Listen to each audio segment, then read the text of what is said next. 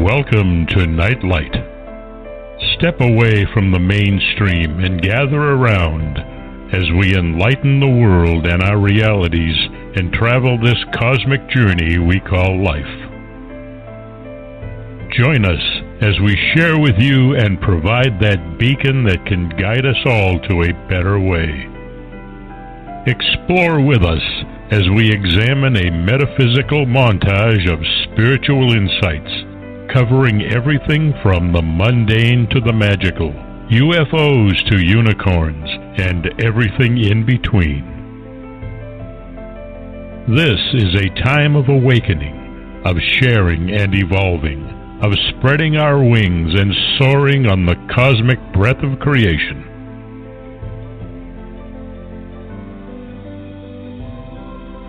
Come and join with other light-minded spirits as we weave our lights together to seek understanding, enlightenment, and, with a little luck, some wisdom. This is Nightlight, a reminder that you are never alone. And now, here is your host, the lovely, delightful, insightful, and all-around great gal, Ms. Barbara DeLong.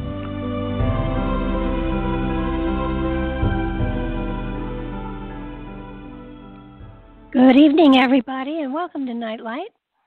The pollen has definitely gotten to me tonight, so I will croak my way through the show.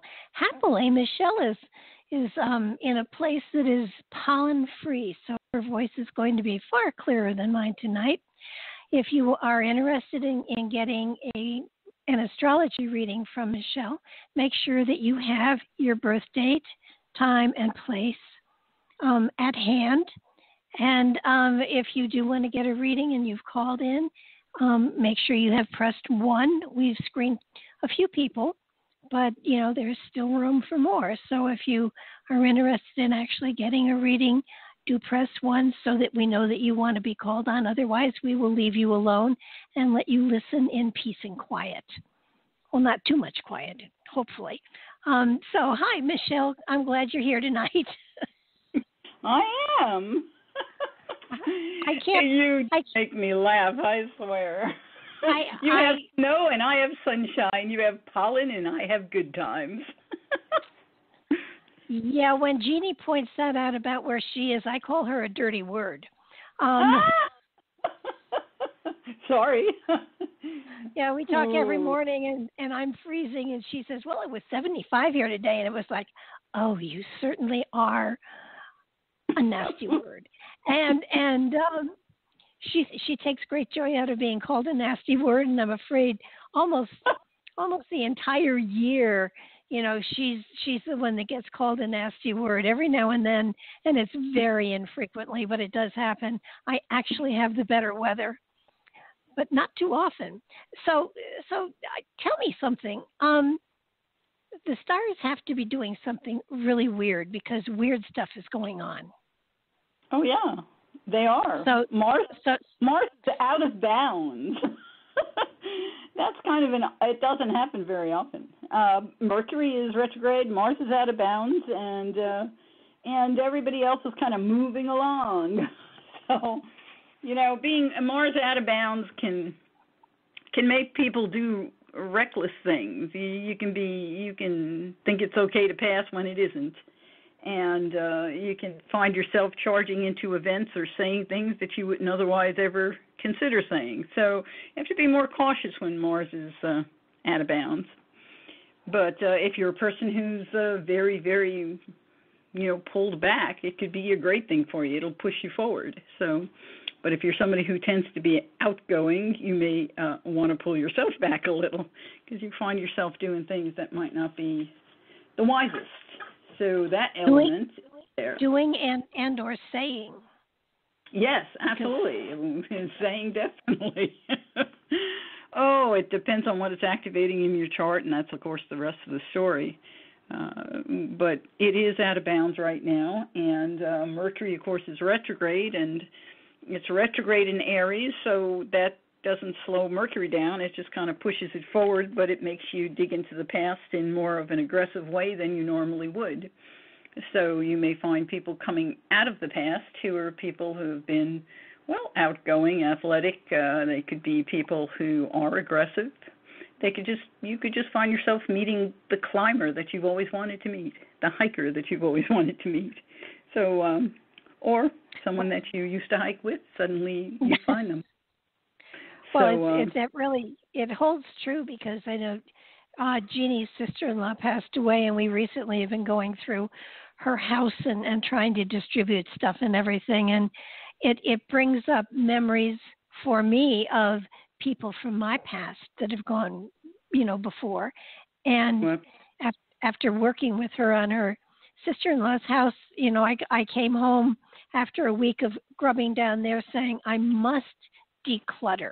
I have to get rid of some of this, because God forbid someone go through my house and try to make sense of it at this moment in time.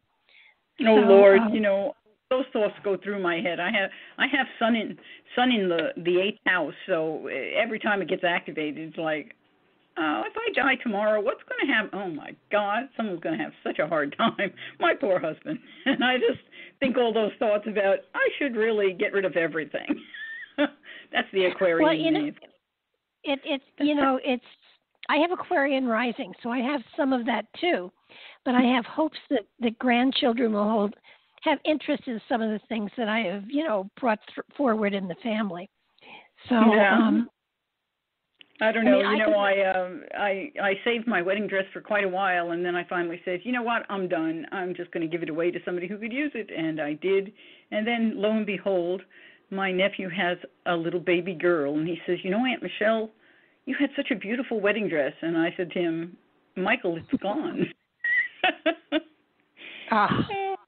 It's just crazy, I just every now and then I'll go, we've held on to this long enough, and out it goes. Well, yeah.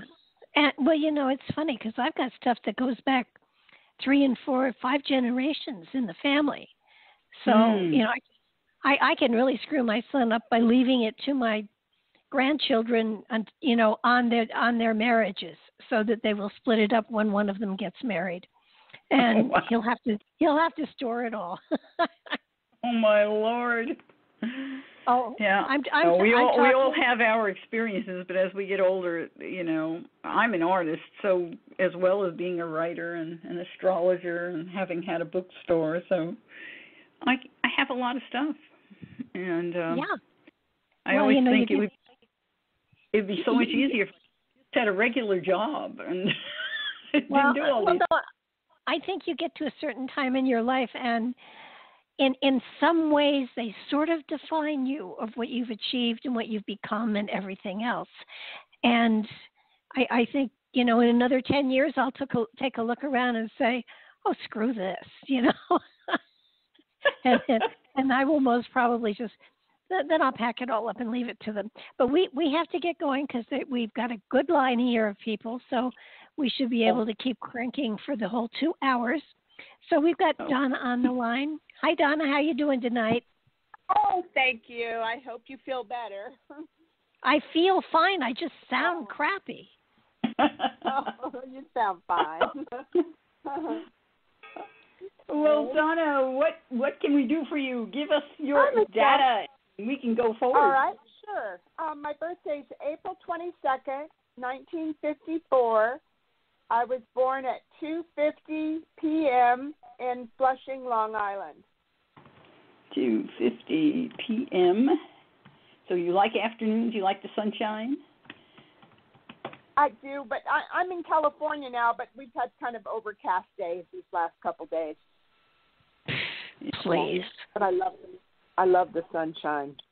Yeah. Usually people born in the afternoon like the afternoons. They're individuals who tend to like the sunshine more than people who are born in the middle of the night. So it's kind of interesting. We're all very different, but so let's take a look. So what would you like me to focus on? Well, Well, I applied for a job, and the other girl got the job over me. It was a healthcare job. She was an RN, and I'm not an RN, so she got the job. And money's been kind of a problem with me, and I wanted to know if that was going to change for me. And love life. I have no love life. I'm all by myself all the time, and yeah, it's just not the way I thought it would be. Okay, well, let's take a look. The very first thing that I noticed, Neptune is approaching your 7th house cusp. You were born with Pisces on the 7th house cusp, so you're a person who, when it comes to marriage or one-on-one relationships, you can be someone who doesn't ever necessarily see them clearly. You tend to be someone who sees more of the, the illusion or the sweetness, or it could be you see the parts of it that look good. The happily ever after is what Pisces on that cusp talks. And Neptune's getting ready to go into that house in the next few months. It actually probably be fall, but it'll probably go in and out and in and out several times. But once it gets in there, it's going to open a doorway. And it just depends on who it has to connect with to get that doorway open. So let me just take a little bit of a look here. As it goes into that house, when it hits 19 degrees or gets close at about 18 degrees, it's going to be activating your Uranus in your chart, which means the doorway could open suddenly, unexpectedly, and someone out of the blue appears. And they may be someone who's international, and yet they may be someone who comes from the home area where your family originates. Your mother's side of the family may originate, so that'll be an interesting thing for you to watch for. It may happen before that, but it looks like you get a little bit of a challenge even then. So you're challenged by your homeland, by your mother, and by the thought of traveling to somewhere else. So they obviously live somewhere else from the looks of it. Right now, Pluto has just gone into your 5th house. That's the house of falling in love, but it's a house of a lot of other things. It's a house of every kind of investment you can think of, from children to people to things. And you have Pluto just entering it. Normally, when Pluto goes into this house, we literally transform the way that we do things. We take what we have been in love with doing, like a hobby, and by the time it leaves this house, it becomes what we do for a living. Now, it takes a while for Pluto to go through a house, so it's not like tomorrow or anything. But over the next 7 years or so, you're going to find that everything is going to change. And the things that you absolutely adore doing, you're going to find that you're doing them. And it's even in the next 3 years, you're going to see that Pluto's going to connect and bring you connected to the soul family, people that you have known on the inner planes forever. So once you make that connection, everything changes, and that's pretty exciting. And you can watch the ephemerises on the internet and take a look when it starts to get to about 27 degrees. That's when you're going to find you're going to make some major connections. Let's see what else is going on. Mars, of course, is moving forward, and as it does, it's going to move into that house. You want to get out and about. So if you want to make connections, you want to find somebody, Mars is basically telling you, get out and start doing social things so that you can connect. You're going to have to do that. Also, your progressed moon is about to change sign. It's right now at 2938. In another week, basically, it will go into the next sign, which is the sign of Taurus. And so where you've been maybe outgoing and feeling more independent, you're going to feel different. You're going to feel like, I want roots. I want to get some roots down. I want to connect. I want to experience the sensual side of life, the crafty side of life, the luxurious side of life. There's a whole lot of statements going on there. So, and as it does, it conjoins your sun, and let's see what your sun rules in your chart, because I'm not seeing that. It's 12th house. So here we have, again, a statement where you could find yourself in over the next 2 months. Find yourself meeting someone that comes from past life experience. And that meeting could be very fortunate for you, because as that moon continues to move forward over the next, it will be active on that sun in another month, completely active. And within 3 months, it will be activating your progressed part of fortune coming from that 12th house. So again, it's a statement.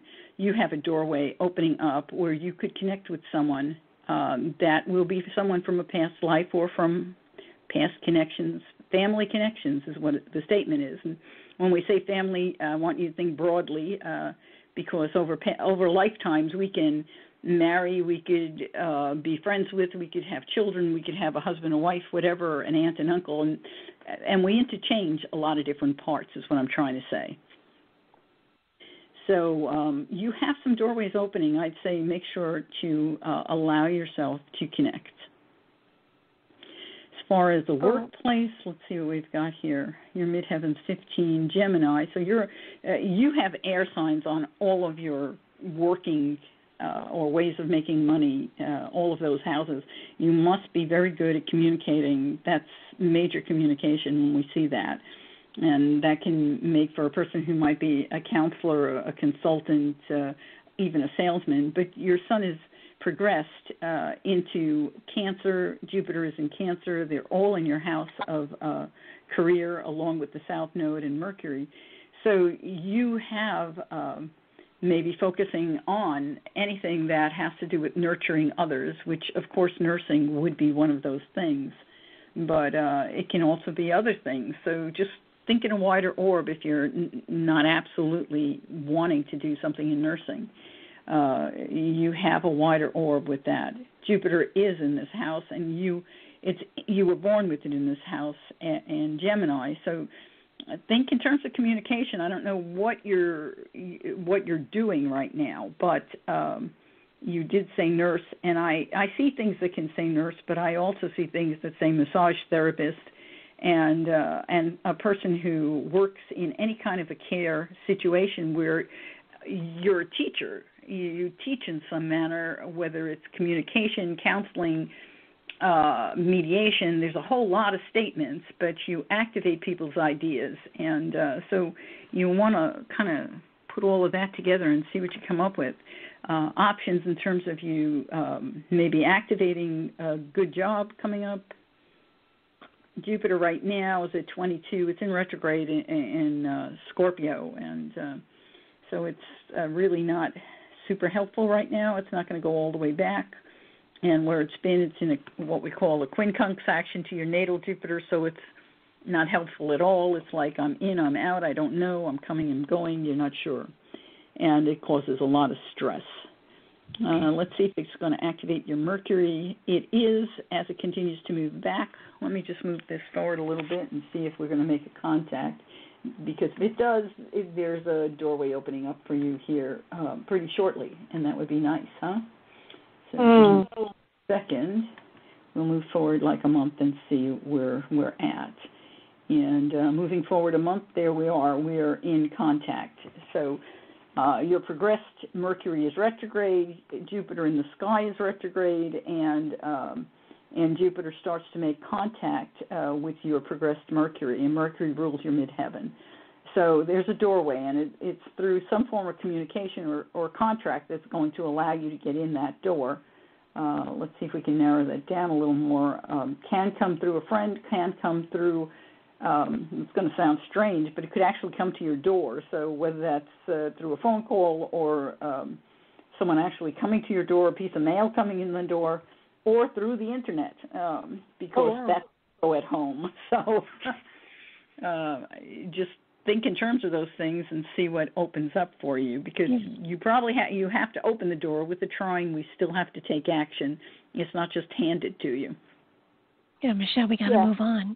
Thank you. Hey. Thank you so much, Michelle. That was so helpful. And, thank you very much. I appreciate it. You take care. Good fortune to you, Donna. Let us know what happens. Thank you. I will. Thank you, Barb. Okay. I love it when they thank me, and all I do is pass people on to you. Makes me feel so worthy and so helpful. Okay. You weren't here, I wouldn't be here. So. Well, yeah, and I know Jeannie, while she screens well, she doesn't like to talk. So so we got Stacy on the line here now. Hi, Stacy. You're on the air. Hello, ladies. Hi. Hi, Stacy. Can you tell us your date of birth and time? 12/16/72, 8:30 p.m. 1972, and at 8:30 p.m. you said? Yes, ma'am. And where were you born? Spanish Town, Jamaica. Spanish Town. I bet that's a lovely place. Yeah. I've never been, but I love the accents in Jamaica. Why don't you have that accent? I love that accent. I don't think anyone in the world doesn't love that accent. Something about the accent of people from Jamaica that it always makes you feel like you're on holiday when you hear it. Oh my goodness. Yeah. Okay, well, let's see here. What do you want me? Let me make sure I did this right. 8:30 p.m., December 16th, 1972, Spanish Town, Jamaica. Correct? Yes. Mm-hmm. What shall we focus on? Well, I'm just open to whatever you pick up because I'm open to receive. I mean, Awesome. Yeah. Well, I'm sure you are. Right now, at this very moment in time, Venus is shining down at your midheaven. So you're just open to a lot of love, and that's a wonderful thing. You were born with the moon at your midheaven at 8 degrees Taurus. And so with Taurus at the midheaven, you're a person who may find, in terms of career, you may find yourself being a massage therapist, being someone who enjoys working with your hands, or dancing. You'd be probably a wonderful dancer. Could even be someone who likes to sing, although I didn't look at your Mercury and your Venus. Yeah, you could. And you could be a person who also just loves to do things with your hands, and that could be all kinds of crafts. But usually someone with this activity in Taurus, when you create something, it's going to be something that is quite lovely. This is not a person who doesn't quite sand the piece of woodwork down. This is the person who finishes it with a beautiful finish. So you have that quality right there. Let's see what else is going on in your chart. Your progressed moon, I noticed it a few seconds ago. Oh, yeah. Over the last 6 3/4 months, you have entered Capricorn with it. So you actually have had this beautiful trine to your midheaven 3 3/4 months ago. So did you have a doorway that opened up where maybe you were offered some kind of job, or you could have found a job even in your originating home? Have you looked at that? It's kind of an interesting statement. I don't know if you heard me, Stacy, or not. I don't know if you're still there. Oh, wait, she's there. She's there. Somehow I turned her off. Okay, Stacey, you can talk now. Oh, sorry. I did have opportunities, yes, but they didn't last long.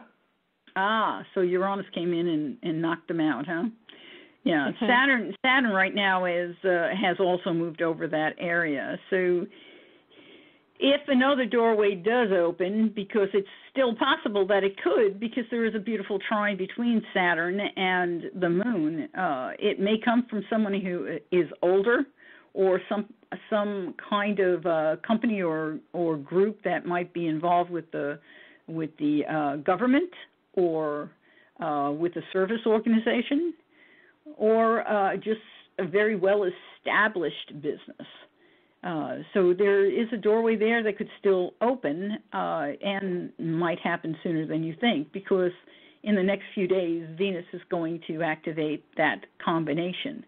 So I would not give up on that. Remember, Mercury is retrograde, so you could find something and then it seems like it's taken away and then it bounces right back to you. Oh, okay. Yeah, it's kind of interesting how that works. Mercury will station direct on the 15th of April. So we've got a little time, and Venus will easily go to your moon here very quickly. I'm just going to see. I don't want to say something and even be off a day or two. It's not always a good way to go. So it is active right through the 6th. So that's just, it's a few days. Yeah. Okay. see if I see anything else. Jupiter, of course, is in retrograde, so it's not in its most helpful mode, and it's not at a degree that's really helpful for you. Your chart is in the mid-range for the most part, so Jupiter's too far out. Your progressed sun's now at 11, so your progressed sun is also, even though it is a square and it challenges all the issues that were between your mom and dad when you were a child, you may be experiencing some of those. So you might want to take a look at anything that irritates you or challenges you right now in terms of relationships, because it's reflecting back to you things that were going on between your mother and father, which kind of displaced your ability to keep your feminine and masculine sides in balance. And so this time frame is a good time frame to take a look at what's irritating you and bring it to a greater state of consciousness so you can work with it. And that will help you with relationships as you continue. You're also very much, at this point in time, have the possibility of connecting with someone from the past. Someone, when I say from the past, it can be from a past life, but somebody who you have known very well. And it could be someone who is either a father figure or someone who was a really good friend that you really, really loved. So keep your eye out for that, because that's in the present, in this next few days even. Okay. Anything come to mind that you might want to ask? Yeah. Spiritually speaking, it feels like she's going through a major change. Yes. And as far as her perspective, as far as her direction, as far as her desire to really understand her spiritual pathway. Well, she's opening up a whole new doorway to the feminine side. And I want to say this. It's like bringing forward all of your ancestors who have been female, and you're opening the doorway to understanding them and taking your role and taking them beyond that. So that's a very powerful thing that's happening, and I don't know if you're fully aware of it or not, but that is actually what's part of what's happening right now, and it will continue over this next couple of months. It is not done. It feels like her creative juices are really flowing. She just doesn't know where to send them. True. You're a person who could certainly create things, so I don't know. I would start with dance because it seems to be something that would fit you pretty well. I have 2 left feet. Oh, God. Oh, no. Dance is not about feet. It's about movement of the whole body. It's like put the music on and your body kind of flows. It's almost like you're swimming in the music, because it opens up all kinds of channels for you. And then take a look at what you want to do with those hands, because you're a person who has wonderful abilities. You certainly, I don't know if you've ever done anything using your hands, but boy, you should. You should consider it if you haven't. I do. I do a lot of craft. Yes, I do. Because that's part of your nature. Yeah. I would say a journal, it's a good idea to do a journal this time frame. Oh, sorry. Yeah. Like, oh, my goodness. You know, confirmation. Your Mars and your Venus both in Scorpio. If you do journal, you can get down to the root of everything emotionally. You can find the power points behind the things that we emotionally do or that you emotionally do. But where you have them is in the house of your mom, and you may find yourself digging deep into that biological connection. Oh. Yeah. It's always interesting to see somebody with the Venus-Mars conjunct thing, you know. Yours are not conjunct, but they're close. Makes you a hot mama. You've got a lot going. Is your mother still with you? Is she still here? Yes, she is. Yeah. I would talk to her about her past because it feels like there are things in her past. Painful thing. I can never. It's painful for her, and it's a topic that if I wouldn't even touch, because every time I approach, it's never good. It's hurtful for her. Then hit relatives that were around at that time frame to better understand it. Okay. And the other thing you can do when you talk to your mom, don't talk about her past. Ask her for stories if she knows any stories of great-grandmothers. Okay. Yeah, because Saturn right now is on top of your progressed moon, and it's approaching Jupiter, and the statement is things from the past. And again, it's the ancestry of the feminine that's being talked about here. There's a lot to learn there. And the other thing, ask her when you were between 1 and 3, what things were you interested in? Because it gives you an indication as to where you have talent that you can build upon now. Well, she would know that because I was raised by my grandmother, so she was incognito. Ask your grandma then, because that's when she's no longer here. But I can ask my aunt, so yeah, I get a lot of info from her. Those things that you flow towards that first 3 years are gifts and talents that you perfected to a certain degree in past lives, so they would open to you easily and be a great way for you to begin to manifest some of the magic that you have inside of you. Oh, okay. Okay, Michelle, we got to move on. I know. Thank you. You have a lovely night. Take care. Bye-bye. She's a cool lady. Yeah, I know. I really am jazzed about her. Let me put it that way. She's a cool lady. Wonderful things that she's going to create. I didn't get to tell her, but Uranus is at her getting ready to go cross her midheaven, and when it does, everything changes. So a lot of dramatic changes coming up for her that are going to be good. Yeah, good changes. Okay, we've got Julia here. Hi, Julia. You're on the air. Hi. Good evening, ladies. Thank you for taking my call. You bet. What's your date of birth, Julia? It's September 16th, 1961. September 16th, 1961. You're a little chariot, huh? Okay, so what time were you born? 10:52 a.m. 10:52 a.m. And where? Salem Center, Ohio. Salem Center, Ohio. Okay, let's go take a look. I love that name, Julia. What a beautiful name that is.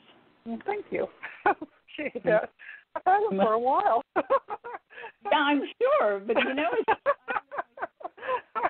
seems like it's always been with me. What can I tell you? I wonder if your mom just thought you were such a little jewel and she named you Julia. No. So, Julia, what is it you want to look at here? Well, I am wanting to relocate. I currently live in Florida, and I'm thinking of moving out of state, possibly South Carolina. So, you know, it's like the whole enchilada is changing, where I live, employment, tribe, hopefully love. So it's like starting over. Yeah. So, you would benefit from a reload chart because in my head, as I move it from Ohio to Florida, it's hard for me. Florida's kind of weird. It kind of pokes out, and it's kind of hard to tell how far it poked. But you going where it is a further longitude than Ohio, further east, is a good choice because you moved your sun closer to the midheaven. Where you were born, your Pluto was closer to the midheaven. Actually, Uranus was there, and that makes it very difficult for you to enjoy life. So hopefully you're moving more to your sun line. That's what I would recommend. Let's see what's I was thinking Charleston, South Carolina. I don't know if that's my sun line. where are you now? Are you further east than Charleston or further west? Because Florida goes both ways. I'm further west. I'm in Central Florida, Orlando. All right, so then it would be further to the east for me to go. Yeah, to you want to go further east. That's a good choice for you. Yeah, that's what I would recommend. Basically, Charleston is right at the ocean, so that's as far as I could go and still be in the U.S. All righty then. I thought Myrtle Beach was further than Charleston, but I guess maybe I'm wrong. Oh, you're right. You're right. Yeah. Well, I just meant the whole, East Coast. Right. Yeah. So let's see. Right, so you're moving, and what you've got going on right now. Oh my gosh, you have some British relatives, don't you? Did you know that? I didn't know that. You have some. Mamma mia. It's I want to say a great, maybe even more great grandmother. British, very British. Anyway, she wants to come through and talk to you. At some point, please let her through. I don't have time to let her through right now, but she was ready to come through. Well, that's very cool. That's something else. Well, it's funny you should say that as a side note because the UK is one of those places. You know how we all have places we'd like to go, we'd like to travel to. And that may be where you're supposed to go and travel to. I would like to go, yeah.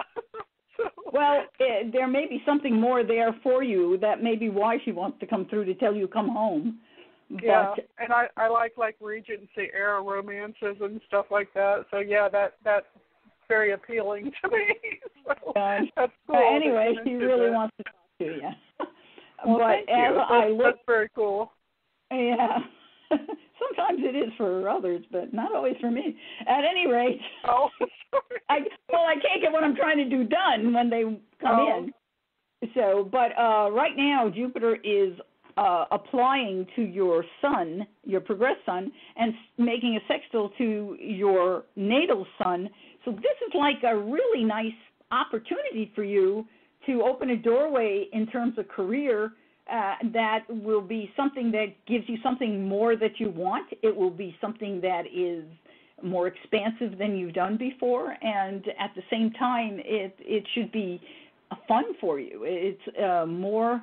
It might be research, but for you it's fun. So I don't know what you do, but it's kind of interesting to look at this.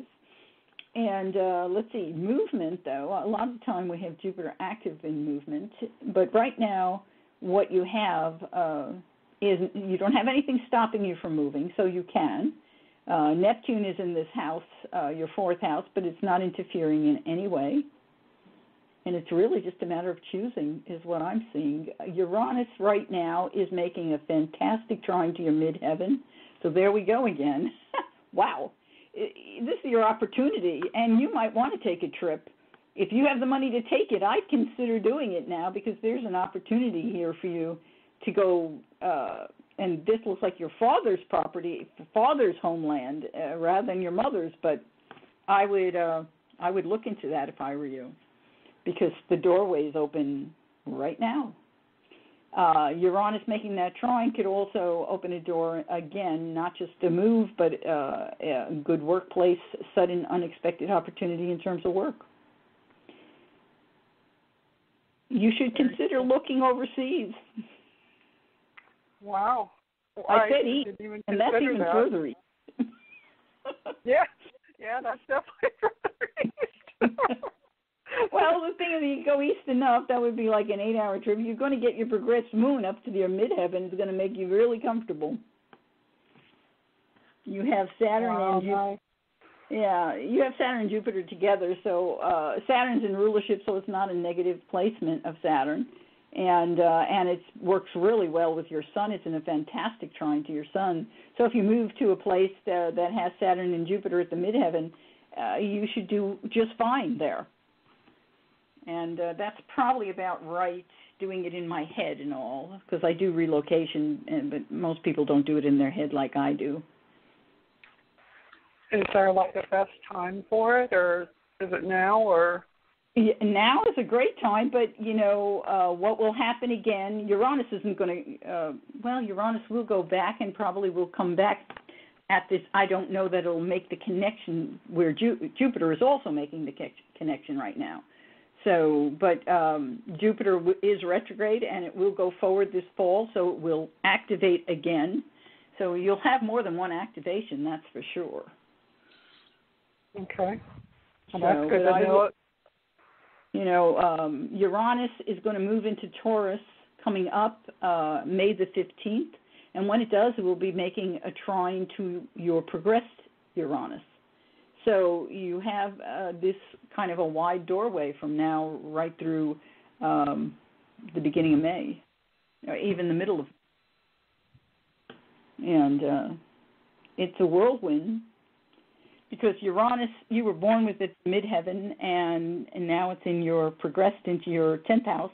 And so there's this wonderful opportunity to travel, to make change, to go somewhere you haven't been, and yet Jupiter on your sun says it'll be very successful. So I'd look into it if you can get away. Well, that's reassuring because, you know, it's like I'm mid-50s, so starting over, you know, midlife is, you know, it's kind of a scary thing because I'm, you know, flying solo now.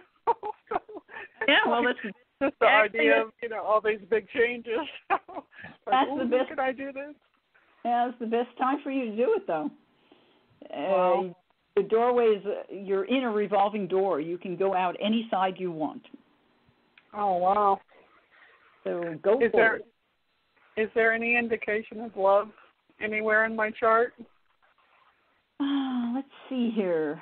You know, you were born with that 7th house kind of blank, so moving to another location is not a bad idea because you could start to fill that house up. But let's see where your Venus is. Did I mention it? I don't think I did. You were born with Venus at 21. Yeah. Wow. Right now you're challenged, okay? But next year, around this time, a little bit earlier than now, you will have a wonderful doorway open next year, an opportunity for more than just love, and even an opportunity for marriage. So that's, that's a year away. Let me sneak in, too, because it's really important for you to realize that right now is not a good time for you to be in relationship because you're just reacquainting yourself with yourself.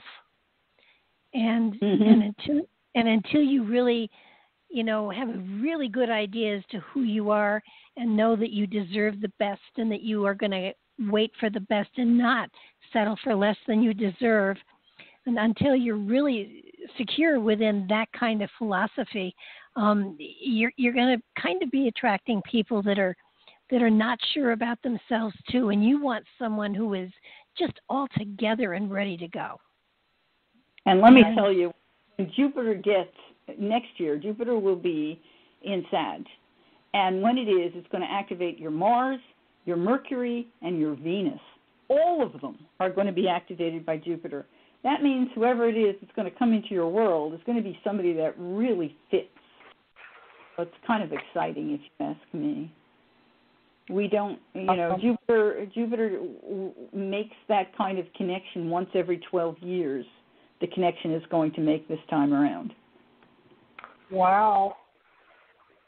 So that's exciting. Oh, so I don't want to miss that.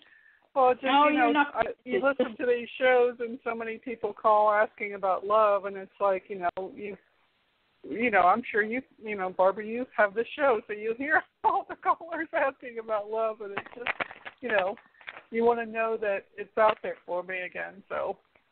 Oh, absolutely, but you know, we don't really always get to tell anybody that, you know, there's a good opportunity. Like I said, sometimes they can be spaced 12 years apart. So we're not always able to tell people, but, you know, I can see this as a super activation coming up. Yes. This next one is somebody that is well worth waiting for. Oh, exactly. I love that. Exactly. So on that, we have to move on. But please call us back and let us know. This has been so wonderful. Thank you so much. Okay. I'll smile. So thank you. Have a great night, ladies. You too. Oh, now, Lord, I hope she gets that's the kind of Oh, that's the kind of cool stuff you like to be able to tell people. Yeah. Well, she has somebody there with the British accent who really wants to talk to her. I hope she connects. Well, okay. maybe even in her dreams. We've got Ellen here. Hi, Ellen. You're on the air. Hi, Barbara. Hi, Michele. How are you? Terrific. Oh, what a great show you guys are having. We always do. We have fun. So tell us, when is your birthday? May 26, 1956. I was born in Brooklyn, New York at 3:30 p.m. 3:30 p.m. And that's the big Brooklyn, the Brooklyn that everyone knows in New York. Right, King County. Yeah, it's amazing how many Brooklyns there are in the state of New York. Most people don't realize that. So Brooklyn, we're going to put in Brooklyn Hospital.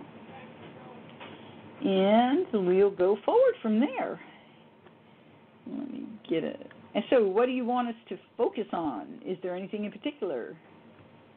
No, whatever strikes you when you look at my chart, just go with it. Okie dokie. Make sure nothing strikes hard. Alrighty. Well, yeah, you you've had some challenges here not too far in the past with Pluto having entered your fourth house, and that can really tear things up sometimes. We can change. We can have a death of a mom or someone in our family. It can be really challenging when Pluto goes through this house, and it can tear up your emotions. It's actually asking you to transform the way that you experience life, the way that you experience your emotions. It's asking you to get to the depth of it and understand it, to kind of make it a friend instead of push it away. So you were born with 29 degrees Sag, your moon was 29 degrees Sag, and that tells me it's what we call a critical degree in astrology. And it says, this time around, I'm really going to get it. I'm really going to understand how to communicate and expand my knowledge through my emotional state or my feminine state, to take the feminine side of me and expand it beyond where I thought it could be in any past life. So it's kind of an interesting combination of statements. And with Pluto going through this fourth house, it just is reactivating that and nudging you along. Not in a nice way. It's kind of more like it has a little sandpaper. It's not very friendly, but nonetheless, hopefully you're working with that. Let's see what else I see. I don't know if I am. I've never heard this thing about taking my feminine side and using it with communications. First of all, where do you... I know about my Sag being at 29 degrees. My moon is 29 degrees Sag, but I don't understand the feminine side thing that you mentioned. Well, the moon always represents our feminine energy. It represents our emotions, and it also represents what we desire. And automatically we know that you desire to learn, you desire knowledge, you desire to maybe travel the world and understand all of what's out there. But it's also the feminine, taking that to more of the feminine side. The 29 degrees says, I don't want to just learn. I want to take it within me. The feminine side is the intuitive side. It's the side that takes it and creates from it. So it's going a step beyond. And that step beyond may be that you're going to do something with that knowledge that maybe gets it out more to women, maybe gets it out more to families, maybe it helps young women. There's something there. So when I say you're going to activate that feminine side, that's what I'm talking about. It's whether it's activating it by touching other women or it's activating it by expanding how you see the world in its feminine energy. So it's a combination of things. But 29 degrees says I'm going to do it this time. So you may have made attempts to do it before. And it could be just being recognized for your incredible knowledge. In past lives, as we go back in time, women were not considered valuable. We were just simply chattel to most men. And so to see it at 29 degrees says I'm going forward as a teacher in a way that couldn't be done as a woman before. Interesting. Yeah. So, yeah, it's anytime you see anything at 29 degrees, you need to go another step and take a look. And fascinating, you have Moon at 29, you have Saturn at 29, you have Uranus at 29, you have 3 29-degree planets in your chart. It's not often seen. Uranus at 29 degrees is in the 10th house, and it's kind of talking about what we just talked about, except from a different angle. Cancer, it's in the sign of Cancer at 29 degrees. And Uranus is about fame. It's about being seen in the 10th house. It's about having a career that allows you to have the variety and the variables that you choose to nurture in a way that is different, unique, unusual, but to still be the woman and to still be able to nurture. So that's saying I'm going to do it this time. I'm going to go beyond where I've been. And then Saturn at 29 degrees of Scorpio, Saturn in Scorpio is exalted. It's happy in Scorpio, which is kind of odd when you think about Saturn. But it has good energy in Scorpio. And Saturn likes to build structures. And at 29 degrees in the second house says, I want to not just build a structure. I don't want to just own a structure. I don't want to have a long pay raise and build things, but I want to understand what is behind it. I want to understand the depths of it, to know the power behind the scene. Not just make money and spend money, but to understand all the structure of money, understand all the structure of value.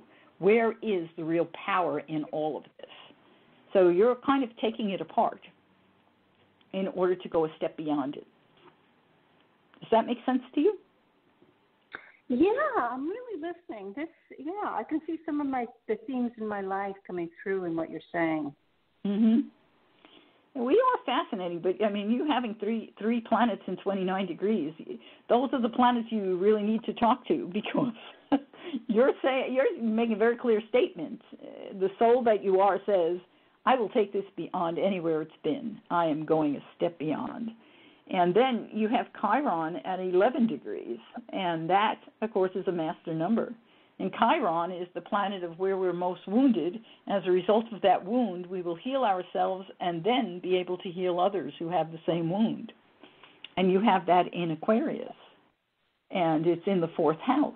So where your mom may have been your friend or became more of a friend by the time your life has gotten older, maybe not so much when you were young, but she was kind of more or cold or didn't give you all that you needed from that perspective when you were younger, but she became your friend or has become your friend.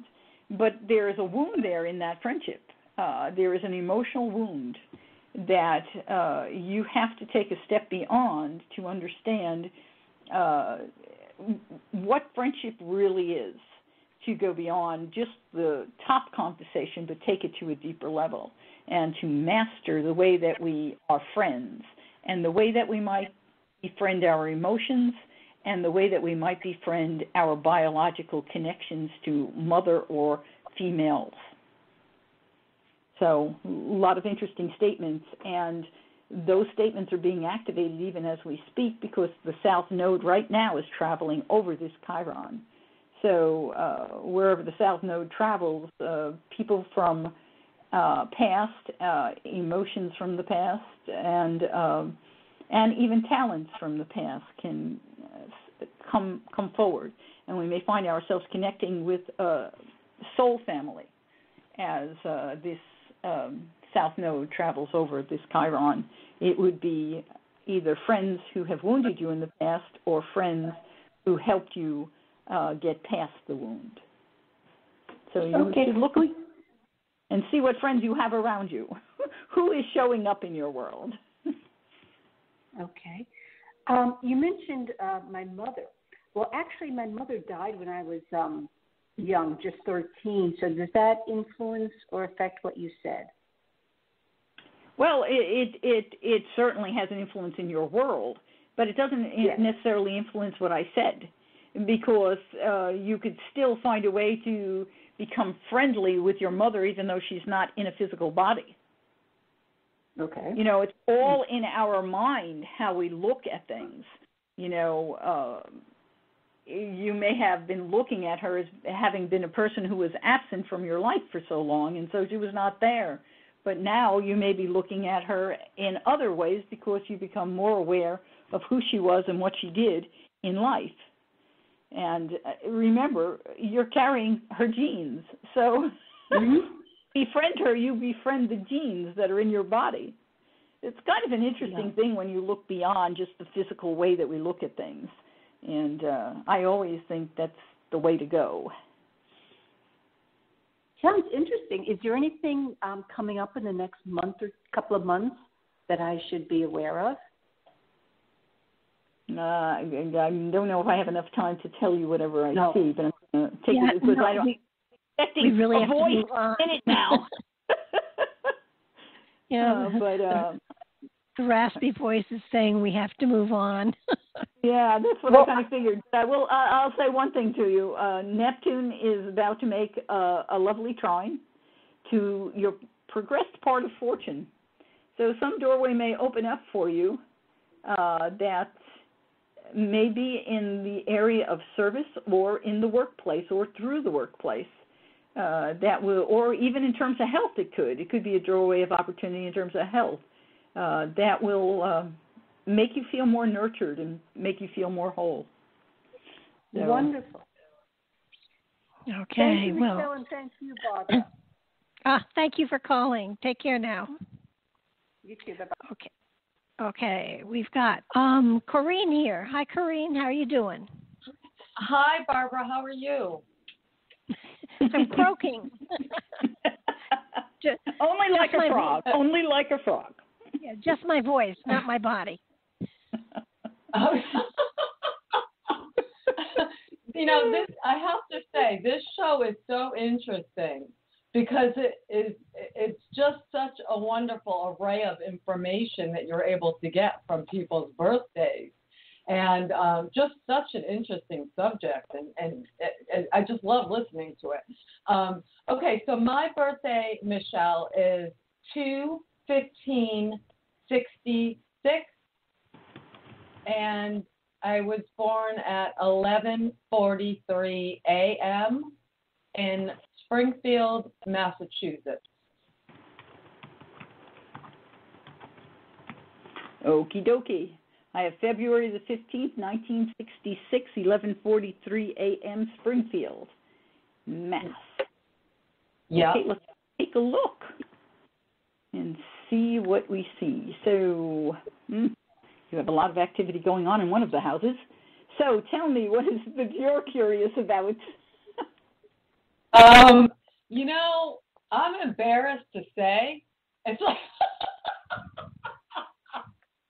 Well, you don't have to say if you don't want to, but well, you know, there's a lot of different questions, but one of the things I really want to know about is love life.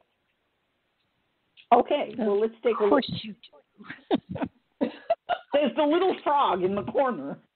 Yeah, making her voice known. Yes. A powerful little frog. Well, the ruler of your house of falling in love is Virgo. You have, so the ruler is actually Mercury. And falling in love for you can be somewhat challenging. One way it can be really fast, and another way it can be very picky. So fast or picky, neither of them are really stable. Right. Mentally, you have your Mercury in Pisces, and Mercury in Pisces is a dreamer. It's the one who has been basically taken away by the fairies. And it's a very creative and wonderful Mercury. You probably tell fantastic stories, and I'd love to listen to them because I love fairies. But it's not the most helpful when it comes to getting you the guy you want, unless we can just find you the right guy. The good news is you have Moon very late in the 7th house, 4 degrees of Capricorn. So Pluto's gone by, Saturn's gone by, and that means that the doorway is open for Jupiter to come in another year and conjoin that moon, and that could bring you everything you want, but it's a ways away. It's not next year. I'm talking about the year after next, when Jupiter actually goes. Yeah. I want to step in here just for a second. Corrine, what have you not done that you were supposed to be doing that you've put off?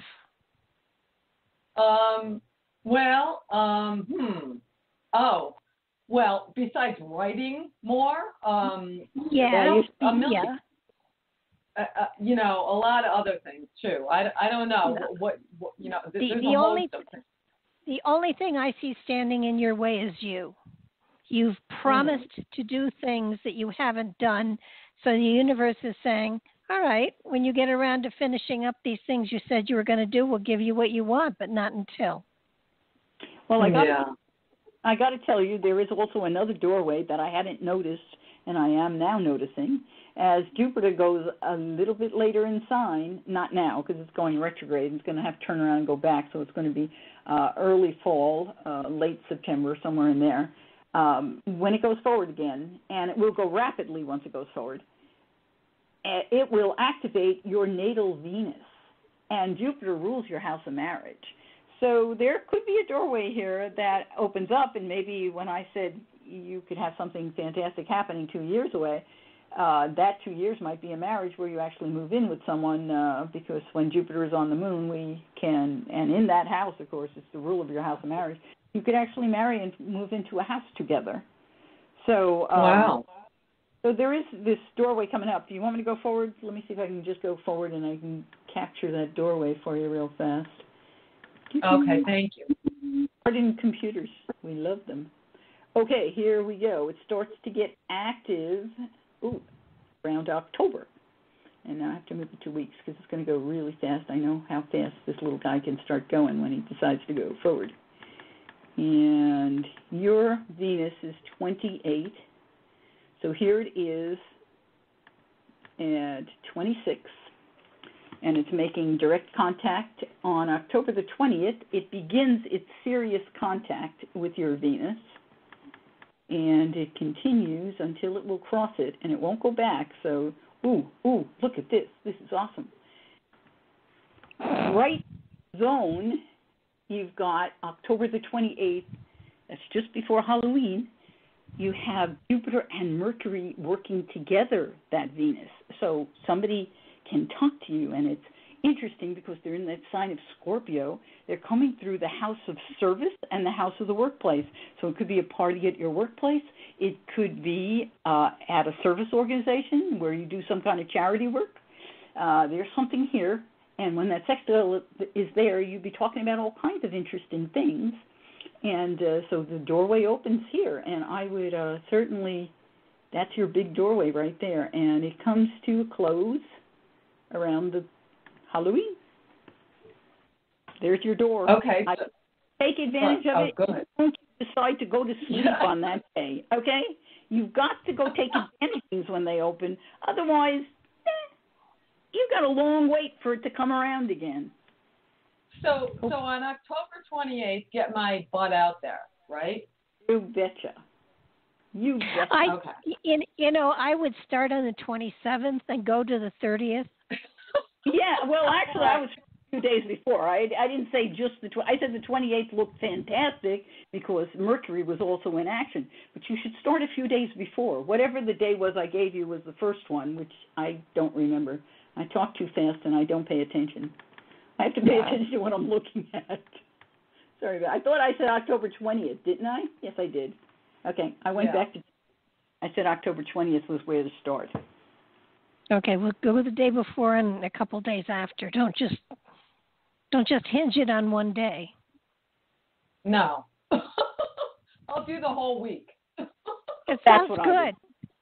That sounds great. We got to move on, Corrine. All right, thank you so much. Take care. We'll be looking for you at Halloween. Yes. Okay. People don't always believe what I tell them actually happens, but it does. Oh, well, I know it does. Okay, we've got Lucy here. Hi, Lucy. How you doing? I'm doing just right, thank you. How can we help? Well, my date of birth is June 23rd, 1953. 53. Born at 1:42 a.m. 1:42 a.m. in Fremont. That's F as in Frank, R-E, M as in Mary, O-N-T, Nebraska. Nebraska. I haven't spent much time in Nebraska, I got to admit. It's a good place to be. Far away from, no. Okay, let's see here. Let's take a look. So what is it that you're curious about? Well, it seems like I've gone through a transformation over the past several months, kind of withdrawing from social contacts and with an intent and a kind of just a gut thing to concentrate more on my creative passions and try to get some passions or some projects done. And it seems like I am kind of stuck. I have some reasons that I let be excuses sometimes, including some physical limitations and resources, but it just seems like there's something there preventing. Maybe, am I just lazy, or is there something there that I need to accept? It doesn't sound like you're lazy. If you were lazy, you wouldn't be asking if you're lazy. Lazy people don't ask if they're lazy.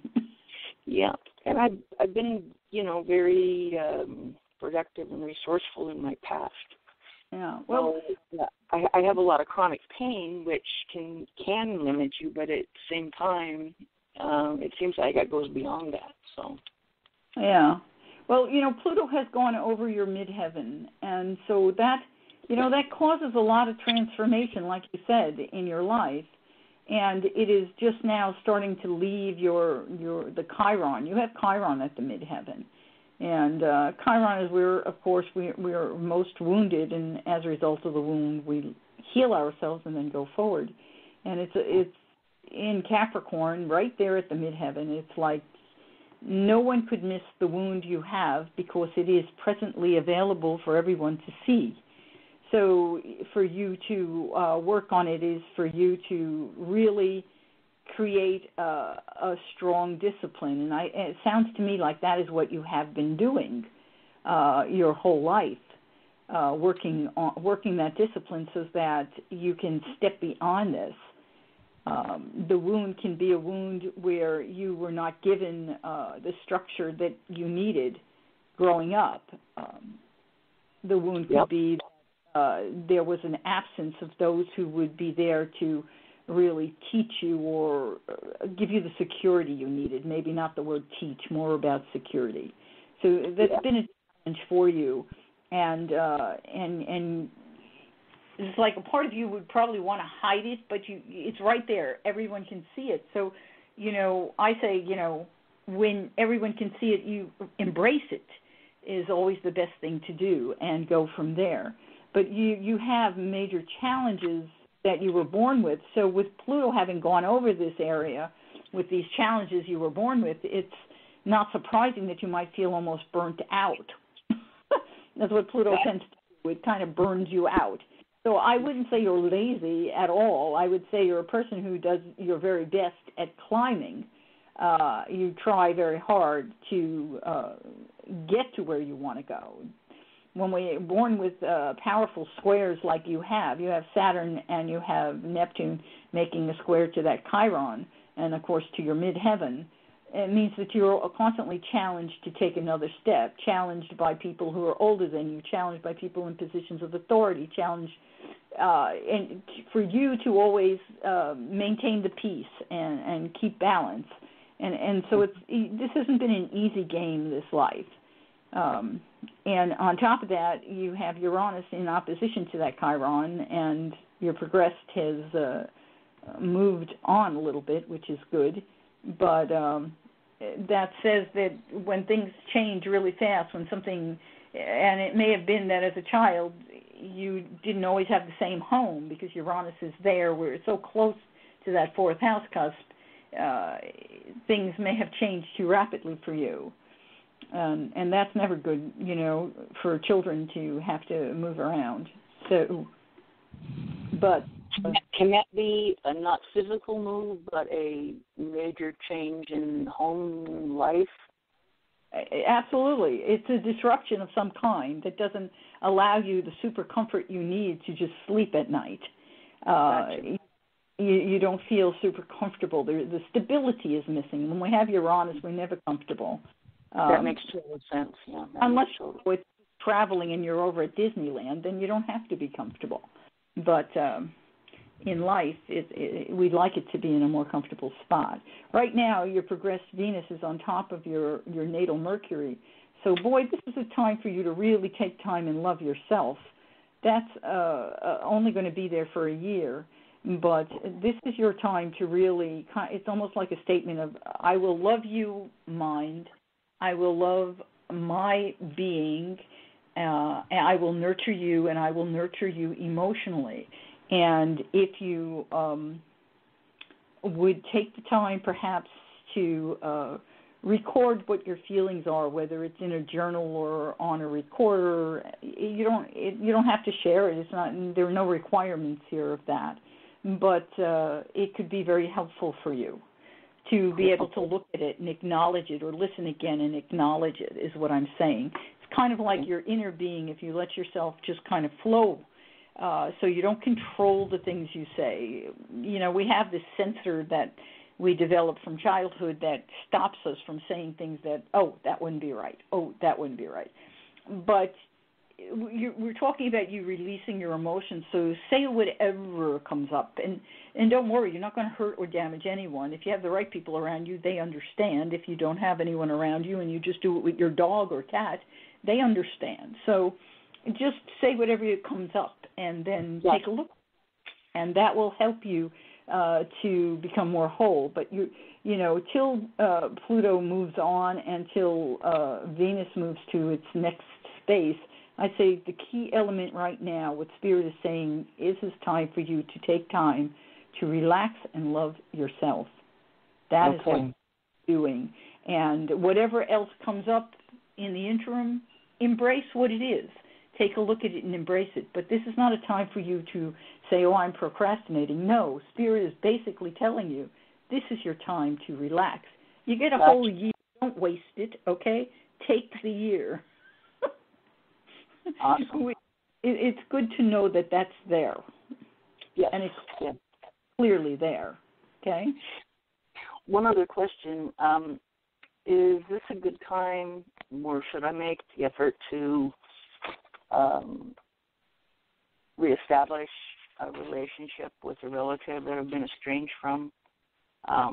Basically, my brother, a couple years ago, he made it. I'm sorry?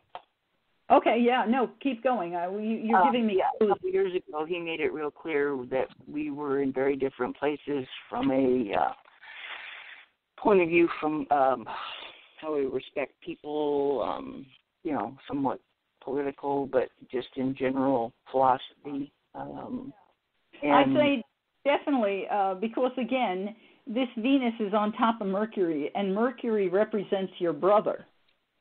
Oh, okay. So, because Mercury rules your house of siblings. And I didn't identify whether he's your first sibling or not. I got the impression that he was. But my brother, yeah.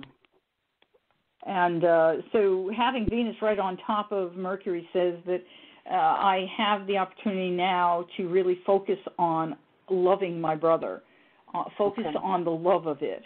And the key here, I think, whenever we have disagreements in family relationships, what I always tell my clients is always remember to honor the person first. We all have a right to have different opinions, I don't care if we were raised as twins, we can have different opinions. And we're in life, our experience is based on exactly that. Where we are at the moment we perceive something, that's where our experience is. And sometimes we have the opportunity to open someone's experience to ours, and sometimes they're too closed for that to even be a reach. But when we first connect, if the person says something that you don't agree with, it is best to give them the honor of saying thank you. Thank you for giving me your opinion. Thank you for showing me where you're coming from. It's not something I can work with right now, but I want you to know I love you and I appreciate the fact that you're sharing this with me. And if you come to love, it will open a doorway. Yeah, that's how I've gotten through and stayed close to him for many, many years. He's the one that, in looking at some of my things that I believe in, chose to make the cut, and said he could not, that was more important than love or whatever. So, okay, I will continue. Well, just out, it doesn't mean it's going to mend the way that he thinks, but what it does is it gives you forms of closure and it helps you. Reaching out to help you. And if you do it in a loving manner, it simply cannot hurt the other person either. Right. True. Cool. Okay. Okay. We have to Very move good. on. Thank you. Thanks. Thank you, Lucy. Bye-bye now. Bye-bye. You give such cool advice. And I don't even have ice cubes. Pretty cool, huh? Very cool, very cool. We've got Shelley here. Hi, Shelley. You're on the air. Hi, Barb. How are you doing? Oh, just croaking right away. Okay, so my name is Shelley. Birth date is 11/26/61, 5:51 p.m. in D.C. Okay, you're fast. November 26, 1961, 5:21 p.m. 5:51 p.m. 5:51 p.m. Yes. Right. And in Washington, D.C., you said? Correct. That's unusual. I don't think we've had too many people from D.C. over how long have we been doing this? I don't know. A lot of years. I was odd. I came 2 months early and premature and weighed 3 pounds 11 ounces. So wow. I figured in that day and age, I'm meant to be here for certain reasons, one or more reasons. So. Well, you're one of the few people that have survived Washington, D.C. And I actually lived in D.C. in my 20s. It was a fun time. It was a fun time. Well, let's see now. What would you like us to kind of look at, focus on, think about? Well, I'm going to start with a generic topic, but that topic goes right now in my life in 4 different paths because I'm such a busy person. It's work. I currently have a full-time job that has not been good. I just got demoted with my salary cut by a third, and I'm looking because of a mistake I made. Not horrific, but a mistake I made, and I owned up to it. So I'm looking for another job. 2, I'm self-employed. I have a conference and trade show I've been running for 13 years with a partner. 3, I have an invention, a product that I've invented that is currently with, as you've seen on TV, being evaluated. And 4th, I'd like to go back to self-employment more on a full-time basis, and I've started the process of getting what I need to do sort of off the ground, but haven't had the time to get it off the ground. So financially, I can't leave a job yet. Oh, I know I need another job in order to even find the money and the time to sort of launch that other last business. So those are the 4 prongs of my work life. I see. And I'm not surprised. You have a little congregation going on in your house of the workplace. Yes. You were born with a little congregation over there. We call it a stellium in astrology, but I like to call it a congregation. It's kind of cute. So, the big area of focus for you in this lifetime. You also, right now, Uranus, of course, as I've mentioned before, it's at 27 Aries, and it is on May the 15th, it will go to 0 degrees of Taurus. Your midheaven is 29 degrees of Aquarius, which means Uranus is about to make a sextile to your midheaven. That is an opportunity that is sudden, unexpected, out of the blue, may advance you in a way that gives you some kind of fame, could even give you fortune if we have other things lined up alongside. Uranus is a surpriser, and it's also the planet of inventions. Aquarius is the inventor. So to have that activity, you could have something happen right then, right around the time, the beginning of May or even the second week in May. Okay. So I would be looking at that time as a key, and I would be building towards it with any way that you can, because that's a very interesting doorway. When Uranus does go into Taurus, it's going to make it's going to activate your natal Uranus, which is down in your nadir, so it's in your fourth house. And being in your fourth house, there is also a statement there that you could find yourself suddenly making a change in where you live. That's fine with me. I don't know where. I'd like to go back to the Pacific Northwest, but I'm not sure if that's my next move or not. Yeah, well, that beautiful trine says that out of the blue I have an opportunity to go to my dream location. That's what the statement is. Sudden, unexpected. So if you're considering and desiring the Northwest, then you should certainly be applying in the Northwest. Okay, I am. Good, because it's very, very possible that you will get that doorway open. Your graduation to be, when you will find yourself perhaps having gone to where you really want to go in terms of your career, hitting a spotlight. You're looking at not this year, but next year. Next year in late fall, maybe early, or probably around, I want to say, Thanksgiving. Of 2019? Yes, 2009, around Thanksgiving. And that is a very important doorway for you. Right now also you have Pluto. You know, Pluto is a very slow mover. It's a 21 Capricorn, and it is sitting right on top of your Mars, your progressed Mars in Capricorn. Mm-hmm. So you have to be careful. You have mentioned a couple of times you don't have a lot of time. Pluto on top of Mars can literally burn you out, and you don't know you've been burnt out until you're completely burnt out and you see that you're just only ash. That's all that's left. Yep. Okay? Yep. So you always have to pay attention when Pluto is in this kind of position, and Pluto takes time to move, so it doesn't move instantly. So this next month or so, you want to breathe, take time to breathe, take time to say, okay, put a timer on if you have to, and say, okay, this is my 10-minute doorway. I'm going outside now. I'm going to smell the flowers. I'm going to sit. I'm going to do a little meditation. I'm just going to relax. I'm just going to allow myself to kind of become part of the bench, you know. Mm-hmm. You need to do that because, like I said, when Pluto is on top of Mars and you are naturally an energized individual, you can burn yourself out literally to where you can become ill. So you don't want to do that. Yeah. Okay? Yeah, so like all last weekend, I mean, spending several weekends the last few months just reading nonstop or watching Hallmark. I mean, that's absolutely fine. It relaxes me. Uh-huh.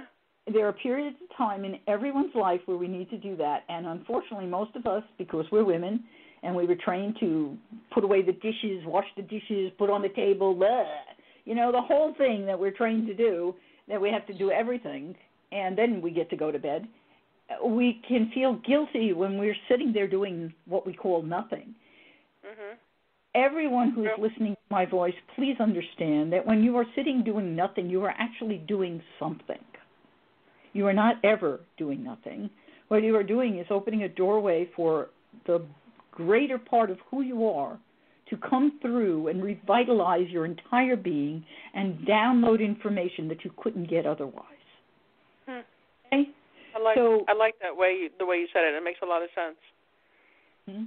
So remember that, and do not berate yourself for sitting and enjoying watching a vegetative movie like there are on Hallmark, where we all know what the outcome is going to be. True.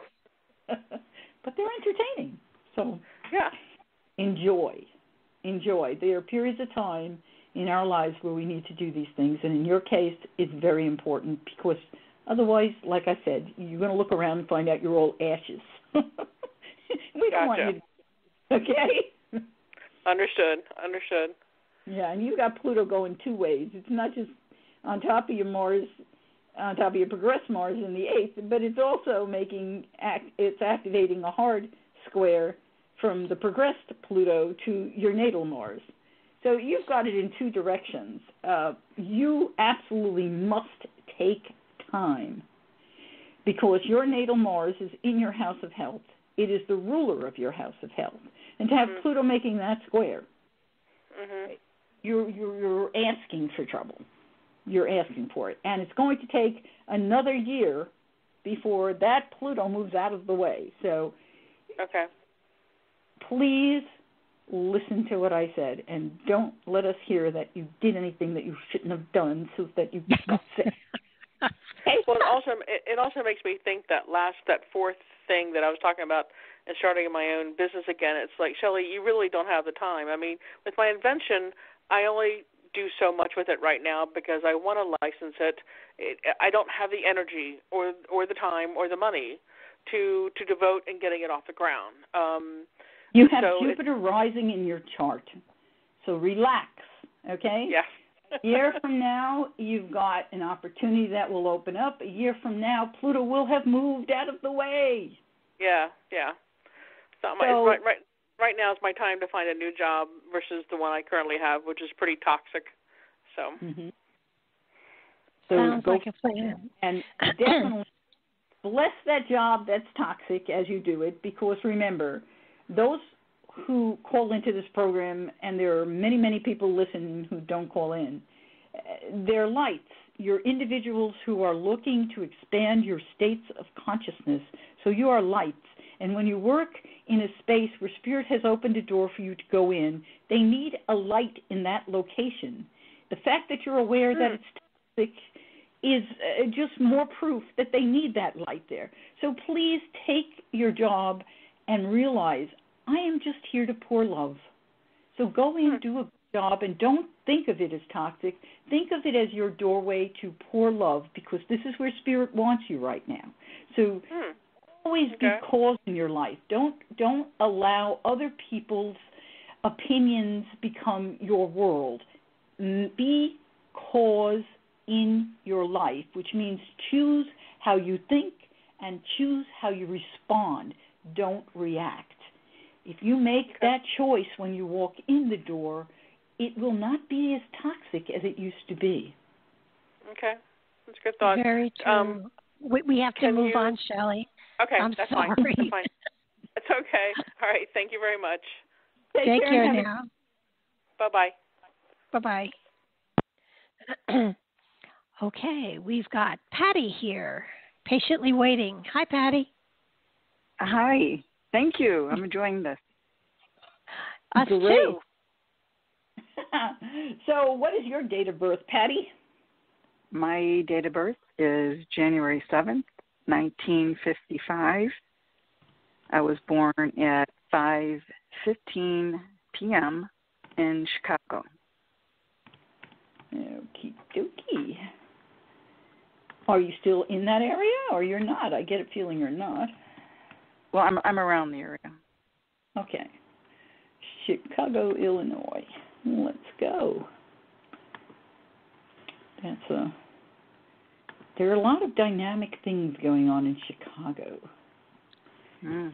Have a fantastic arts center there.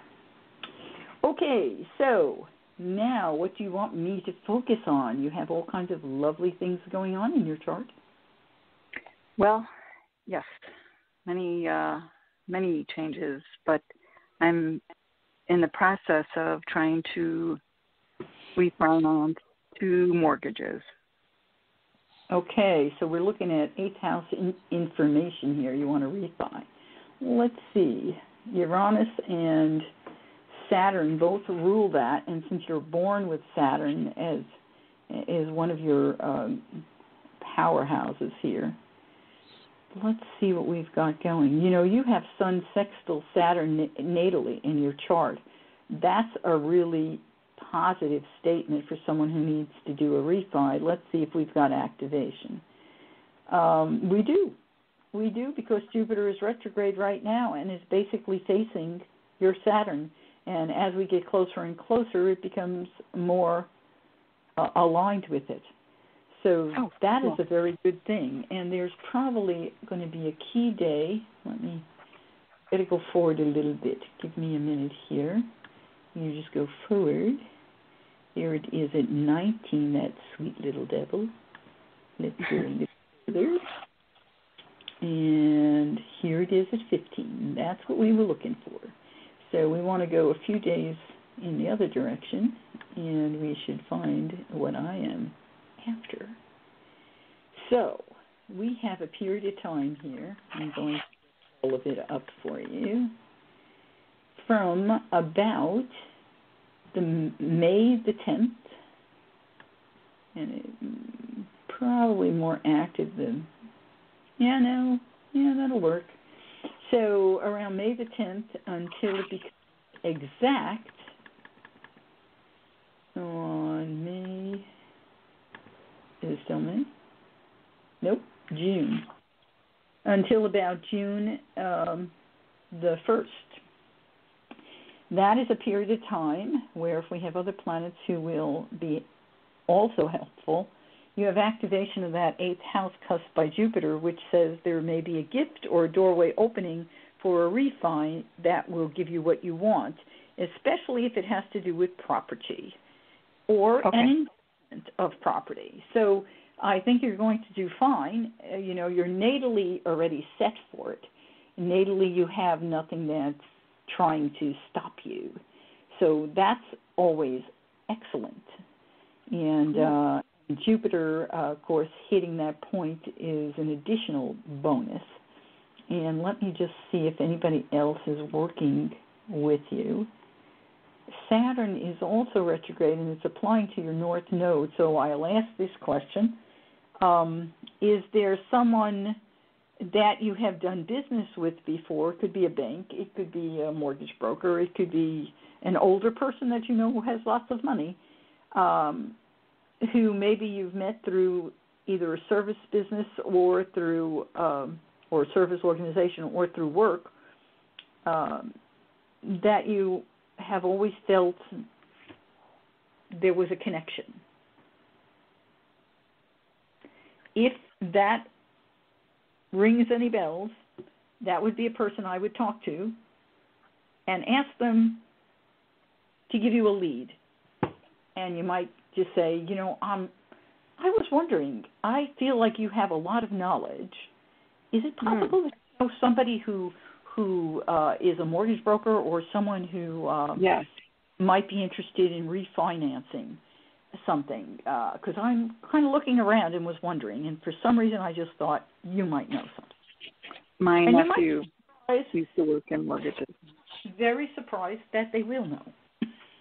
Because his signature indicates this is someone from a past life who you have a connection with, and they will be happy to help.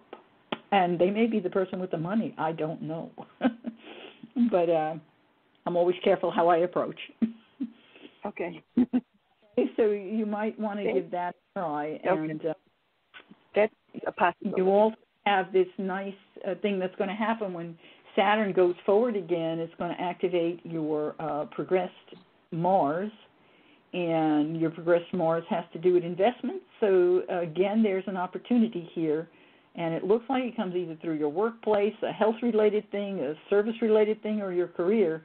a doorway that opens things up, and it could open up a doorway for career, for more stability in career, more. I don't know. I want to say pension. I don't know why I'm saying pension, but more money for retirement is what it looks like to me. Okay. Okay.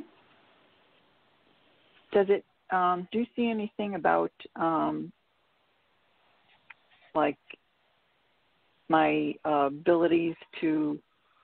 I haven't been able to actually sit down and focus on myself, but go forward with healing modality. Is that I didn't completely understand that last part. Something about healing modality. I didn't catch it all.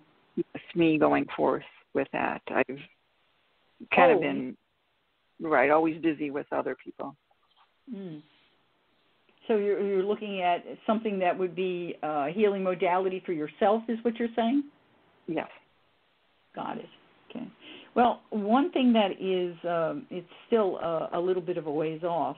Neptune is another slow mover, but it's not as slow as some of the other movers. And it's starting to apply to your progressed sun. I wonder if it'll catch it. I'm going to just play a little bit here and move it forward, and let me just see, because the progressed sun does move pretty rapidly. No, it's going to catch it. And it's a little ways away. It's 2021. But in 2021, it will catch it. It'll be a year where your intuition, your spirituality, everything activates. And whatever you might want to do that could have to do with opening up to knowing more, to spirit, to taking your energy and I don't want to say an energy mover, but a healing modality where your energy helps lift people, helps increase their own awareness. You've got just a whole year where this energy is so aligned, you should be able to pretty much be successful at anything to do with psychic abilities. Oh, okay, cool. Yeah, it's a very unusual alignment. I can't say in thousands of readings, I have never seen one like this one. I can't even tell you how rare that would be. But it is incredibly rare because your progressed sun at this point is on top of your natal Mars, and Neptune in Pisces in rulership is on top of both of them. So you have these three magnificent beings. Your sun in Pisces, progressed sun in Pisces, not your born sun, but in Pisces, your progressed sun is actually active with your natal Mercury. So here we have this connection that says I'm highly intuitive. I can know, I can hear, I can see. And then your Mars in Pisces is normally not the strongest energy field. This is an individual who benefits a lot from sleep, and they can certainly be a traveler of the inner worlds because ninth house is the higher worlds. So, and you can also learn from that if you wanted to learn. I don't know if you've ever used the dream state or anybody has. Maybe someone has to give you permission. You've got all the permission in the world from me because I've used the dream state to learn to ride horses when I was a child. So you can do anything in the dream state. So, but you're more than capable of doing that. And so you have the Sun and Mars and the Moon and Neptune together during that year. That is really pretty phenomenal. So I think that you want to move forward with any kind of healing abilities, that's your year. And that's not that far away. No, Michelle, we got to move. Okay, thank you so much. Fascinating, and I really appreciate your time. Thank you so much. You're welcome. Sure, you have a good night. You too. Thank you. Oof. Okay, we've got James here. Hi, James. Are you there? Hi, ladies. How are you? We're doing great. Now that we've got a man finally on the line. Hooray! Yay! So tell us, James, what is your date of birth? Certainly. It's 3/30/85. March 30th. So you just had a birthday. I did. Happy birthday. Thank you. 34 years old? Is that what did I figure that right? You got it. 33. Oh. You got it. And the time of birth? It was 10:38 in the morning. 10:38 a.m. And where were you born? I was born in Miami, Florida. Miami. Okie dokie. I've never been to Miami. I have clients in Miami. I've never clients been. everywhere. Well, that's true. And a lot of places I'd like to visit too. You name it. I've been on the inner planes all over the place with my. You've read it, if not been there. Yeah. Okay. Well, what would you like us to focus on, James? Well, I don't have a particular focus, but if there's something in my chart that's sticking out to you, I'm very open to that. Awesome. Okay, let's take a look. Your midheaven is you have Pisces on the midheaven, and so you're not necessarily the guy who gets out in front of everybody. Although your sun is in Aries and it's late in this house, very late. So maybe as a child you weren't so much out there, but that sun in Aries can put you out there. And it can make you aggressively go forward, despite the fact that you might not want to be in the front of the pack. So, which is probably a good idea. The people in the front usually fall down when there's a problem, and then you know not to fall down. It's always a good thing. Anyway, let's see what's going on in your chart. With that midheaven, of course, Jupiter is the ruler of Pisces, is the ancient ruler of Pisces. And Jupiter right now is in Scorpio, but it is in retrograde. It has activated your midheaven last December or November, so you might have had an opportunity that opened up. It's going to turn around and activate your Saturn here coming this fall. And Saturn in your chart is also, it's a ruler of two houses in your chart, both the 8th and 9th. So there's going to be a focus at that point on certain things. And it may focus through your workplace. It could focus on traveling. It could focus on mortgages, or I want to say sharing resources with someone else. It could also focus on some kind of conference or education that might help you go another step in your workplace. All of those things are possible, and so this coming fall you might be thinking about, where does that fit me? And then looking into it, because it will be a benefit to you. Let's see what else I see coming up. Well, while you're looking at that, now, this is going to sound so weird, James, but then I like weird. I keep hearing tap dancing. I keep hearing, I'm not necessarily saying you should be tap dancing, but I'm seeing all those old movies with Fred Astaire and Jean Murray, and, there's some sort of music in your feet. Do you dance? I don't dance professionally, but I've been interested in maybe taking a dance class or two. Well, you have Mars and Taurus, and Mars and Taurus can dance, so you should take a dance class. Mars and Taurus. Oh, that's good. That could be a very good dancer. I mean, your feet I know you have an Aries, so Venus and Aries want something that goes fast and it can be athletic. So, look at the jive. Look at one of those faster dances. I don't know, those ones where they spin on the floor. Maybe you'll like that. I don't know. And I would really seriously look into tap, because you have had past lives where you've done it, and there's just something about tap that I look at ballroom, and ballroom, you'd be great, but tap is a form of communication and expression that is very unique.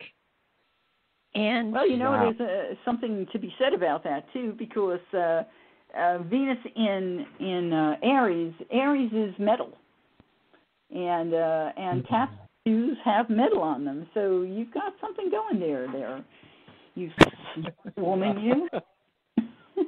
You'll have to let us know if you get into tap dancing. We want to see you on YouTube.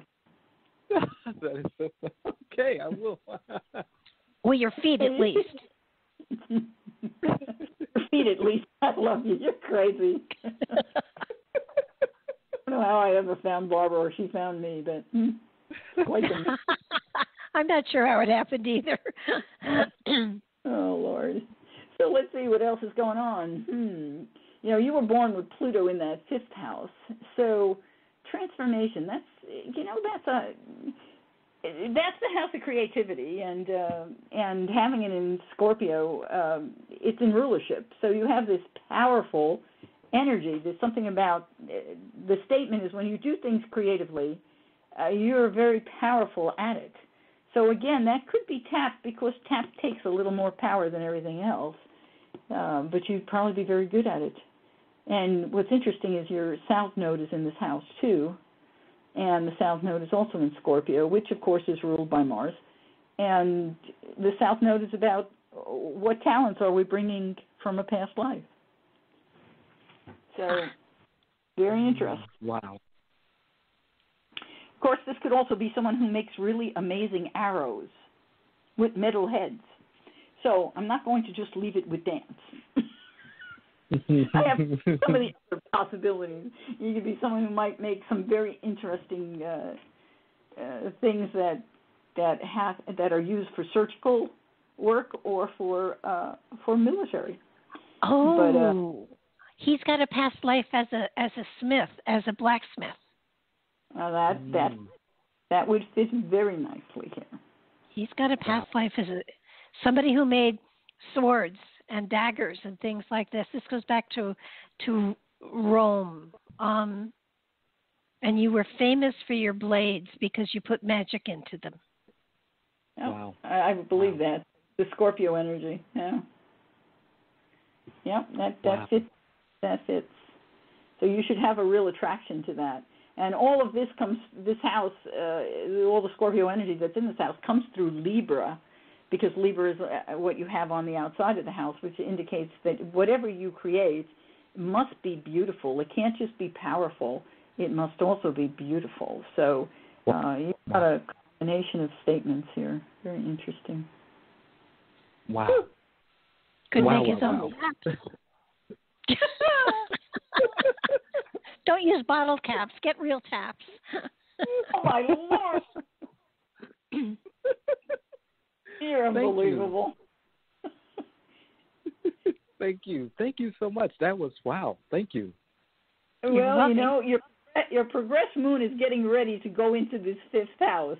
It will be in there in 2.5 months. 2.5 months. Did I do that right? Yeah? Mm-hmm. 2.5 months. So you should start looking at what you want to do, because the creative flow will be even more so as it goes into this house.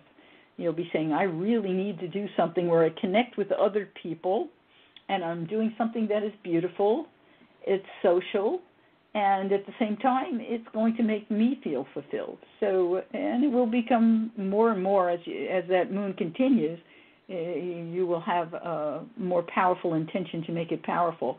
And when you actually move into the power statement, I will give you that. Let's see. My brain, I was up too early this morning. 20 months? Did I do that? No, it's less than that. It's about 18 and a half months. You'll start really striking power. 18 and a half months, and then 3 months after that, whatever it is you're doing, you will hit a level of power like you don't believe you can do. Wow. So have to let us. Wow. We'll be looking for that YouTube.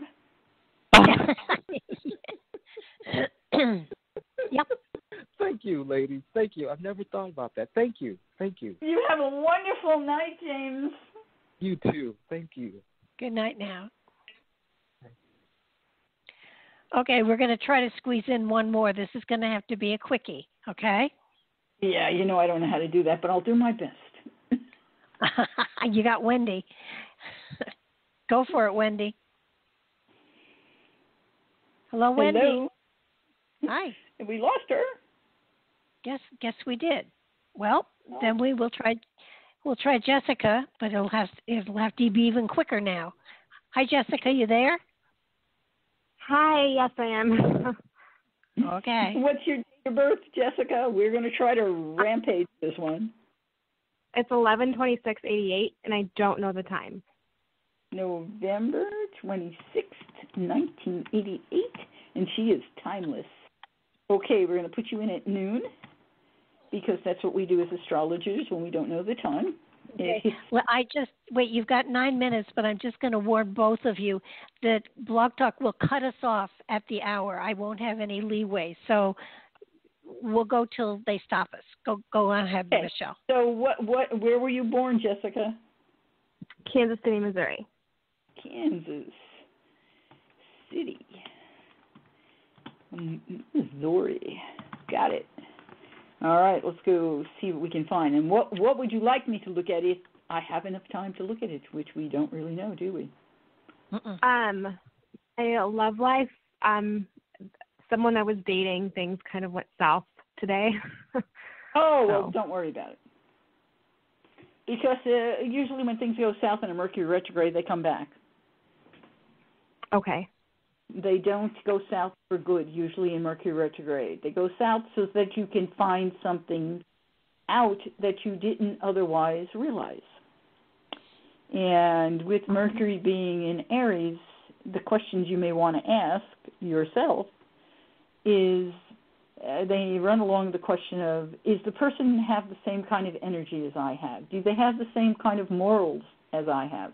Are they an individual who is as passionate as I want them to be? Are they someone who is too aggressive or not aggressive enough?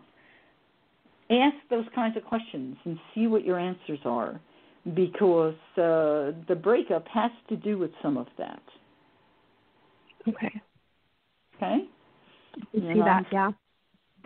Yeah, and I can't tell you as much as I could tell other people because we don't have a time, and so I can't narrow anything down in time. But I could probably look at this and tell you something. Okay. I know your heart is broken, and I don't want that. So yeah. On the inner, I'm hurting. On the inner, Barbara and I are going to give you big hugs because we can't do it. Oh, sweetie. You know, you have your moon cancer. You're such a loving person. You're so sweet and loving. Just also remember, these things always happen for a good reason. Yes. Yes, they do. And right now, the moon, no wonder, look at all of this. The moon, we're in a full moon zone, okay? And the moon, as we're talking, and this happened before we started talking, the moon was applying to your Pluto, which makes a trine to your moon natally. So you have a moon trine. So you are more emotional now, and it is a powerful emotion. It is a transformative emotion. So don't let it tear you up. Talk to it. Work with it. Ask Spirit, what is it I need to transform? It's in Scorpio, so it has to do with issues of intimacy. Mars in Aries is not intimate, okay? But you are an intimate type.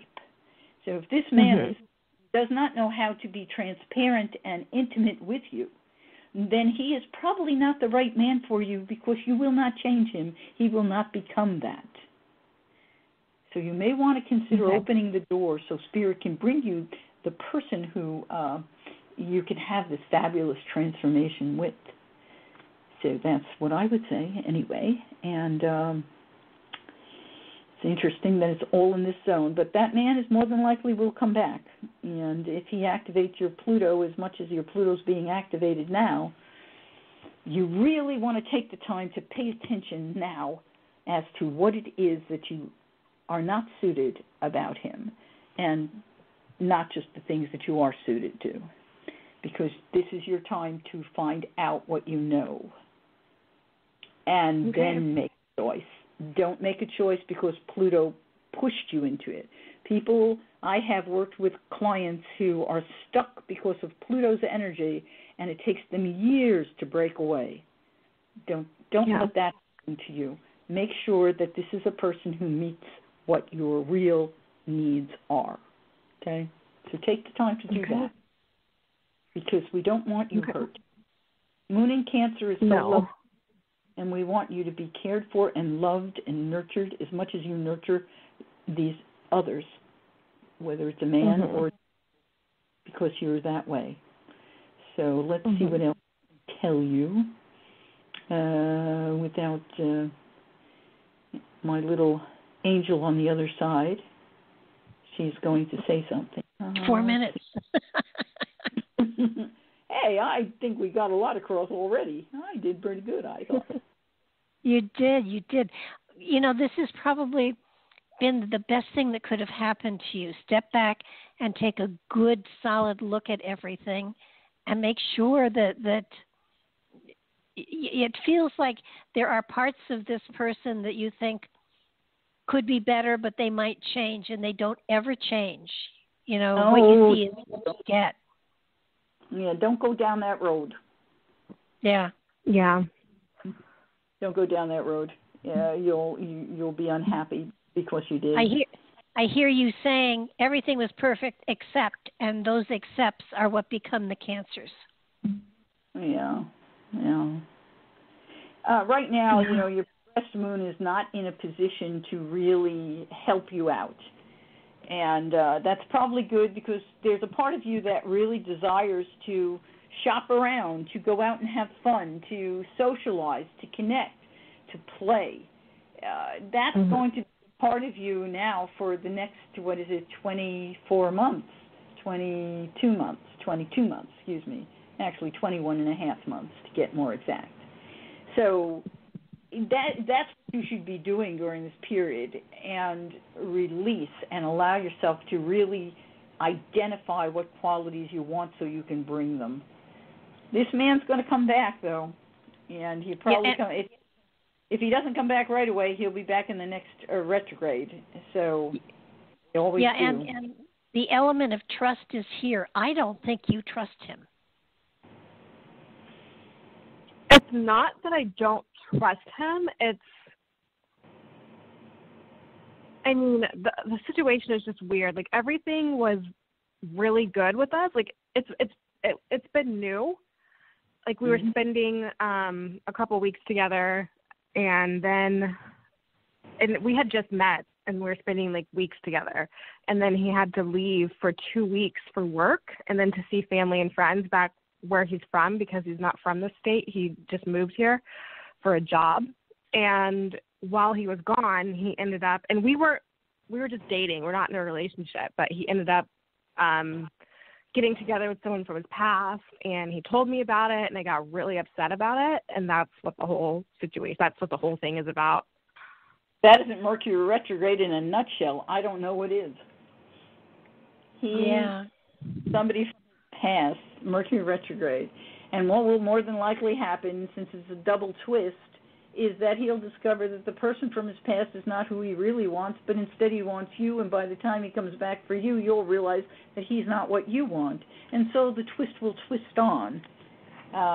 It's just really weird, because we've only known each other for like about a month when this happened. And then he left for 2 weeks, and then that happened. And it was like kind of at that point where it's like, well, is this going to be a relationship, or is this not going to be a relationship? And since it was still new, like, part of me, I didn't get really too upset at him, because I'm like, okay, well, you don't know me that long. Like, we haven't known each other that long. You don't know me very well. And he's known this girl for like 5 years.